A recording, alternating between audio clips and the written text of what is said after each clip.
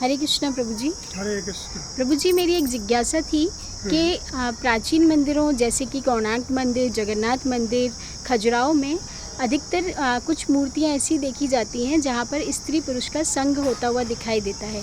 तो अगर हम देखें, हम अपनी भौतिक दृष्टि से देखें तो वो एक अश्लीलता प्रतीत होती है। तो क्या आप इसके विषय में कुछ बताना चाहेंगे? हरे कृष्ण। हरे ये कृष्ण। बहुत ही अच्छा प्रश्न है।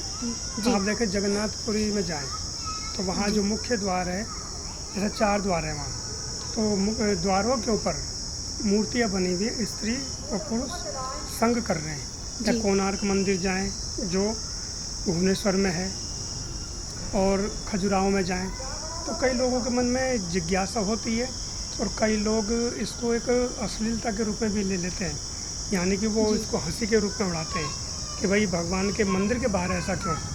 परंतु इसके पीछे बहुत बड़ा एक ज्ञान है कि हमारे ऋषि मुनियों ने हमें ये समझाया का मतलब क्या, कि वो ये कह रहे हैं कि जब तक अपनी इंद्रियों को यानी भोग को हम नियंत्रण नहीं करेंगे तब तक क्या जगन्नाथ हमें प्राप्त नहीं होंगे।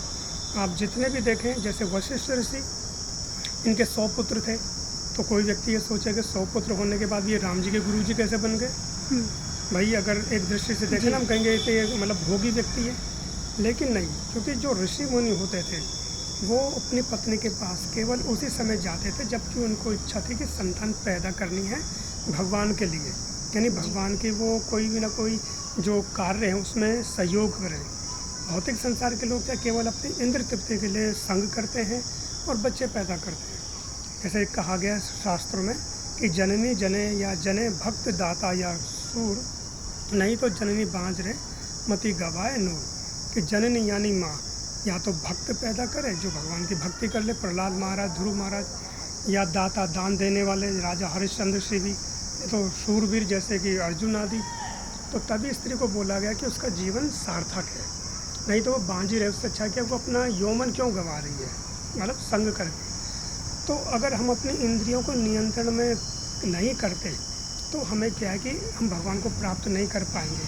तो मंदिर के बाहर बनने का मुख्य कारण क्या है कि हम बाहर रह रहे हैं, संसार में हैं हम लोग, और जब अपनी इंद्रियों को नियंत्रण में कर लेंगे, इंद्रियों को नियंत्रण में कर लिया, मन से विकार दूर हो गए, तो तभी अंदर मंदिर में प्रवेश करेंगे और तभी भगवान को हम प्राप्त कर सकते हैं। इसका मुख्य कारण यही है जो लोगों को समझ में नहीं आता।